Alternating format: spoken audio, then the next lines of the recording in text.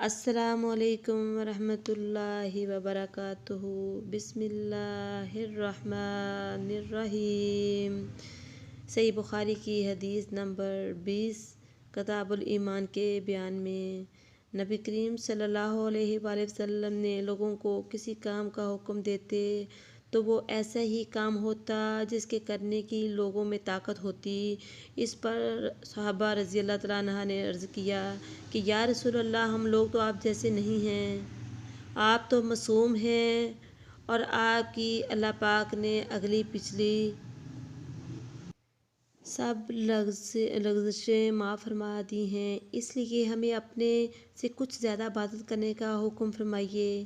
یہ سن کر آپ ناراض ہوئے، حتیٰ کہ خفگی آپ کے چہرہ مبارک سے ظاہر ہونے لگی۔ پھر فرمایا کہ بے شک میں تم سے سب سے زیادہ اللہ سے ڈرتا ہوں اور تم سب سے زیادہ اسے جانتا ہوں، بس تم مجھ سے بڑھ کر عبادت کیسے کر سکتے ہو؟ پلیز حدیث کو شیئر کرنے میں ہماری مدد کریں، شکریہ۔ اللہ حافظ۔